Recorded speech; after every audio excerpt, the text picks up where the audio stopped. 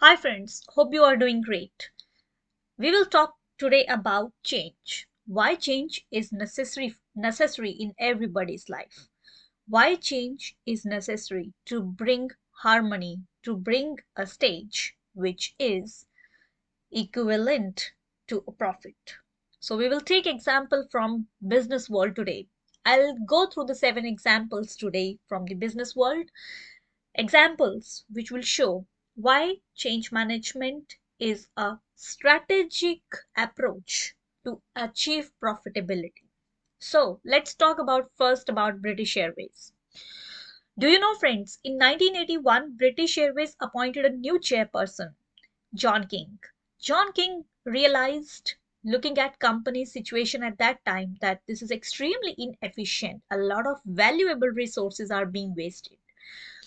He quickly and proactively get the approach of change management leadership applied and started looking into how can he transform its industry. He then take preparation from them for the upcoming change. He discussed with his management plan, and through leadership and communication he managed to direct the business through an incredibly difficult time and turned British Airways into a profitable business. Next, Netflix. In 1997, the Gargantuan media services provider Netflix was born. Previously, the model offered customers monthly subscription to have movies posted to their doors. This meant they avoided the late fees which traditional movie rental business imposed upon customers. From the beginning, as you know, Netflix proved to be a disruptive organization which has likely resulted in its capability to transform and adapt to the digital world.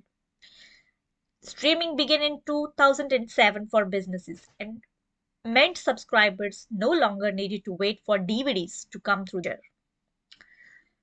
Let's talk about third example, which is Lego. Who doesn't know about Lego?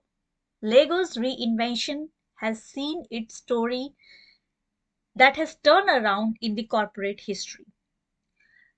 A toy company which was previously hitting a lot of loss in the market area, Lego's CEO Jorgen Wig admitted that brand is running out of cash and he wouldn't survive. And that was a time during 2014 and 15. So then begin the transformation implemented. They concentrated on bridging the physical and virtual augmented reality experiences. Now, there was a book that has been devoted to this subject as well. Brick by Brick, How Lego Rewrote the Rules of Innovation. Don't forget to read about this book. Now let's talk about fourth example, which is Domino's Pizza. Who doesn't remember the time when changes implemented by Domino's Pizza finally saw the brand lift its sail over the Pizza Hut for the very time? Domino's realized that to survive in this market, they have to be competitive, they have to be innovative.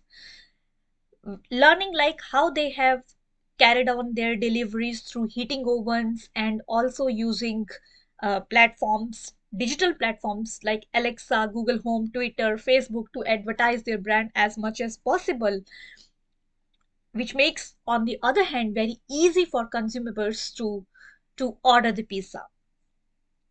Now, they are not going to stop by themselves by using only the digital platform. They are going to the next level. The brand has also tested drone and robot delivery, which makes it very easier for consumers and also to get their service as fast as possible. Let's talk about our fifth example, which is a regular church. Here, this example is from the post where by Kim Jeff, whose church was building a new sanctuary. The strategy which he adopted in this change management is collaborative change management strategy. What does that mean? When you group your team as a key players and a key members who are contributing in your strategy leads to a perfect change management. Well, there is nothing in this world which is perfect, but This will give a inclusive culture in your change management style, and which makes it easier for decision making because people who has been part of the team get the feeling that they have been involved, they have been consulted before making this change. Now we will talk about a telecom giant, Nokia. Who doesn't remember the time when Nokia has a dominant 40% of the market share in 2007 in the mobile services?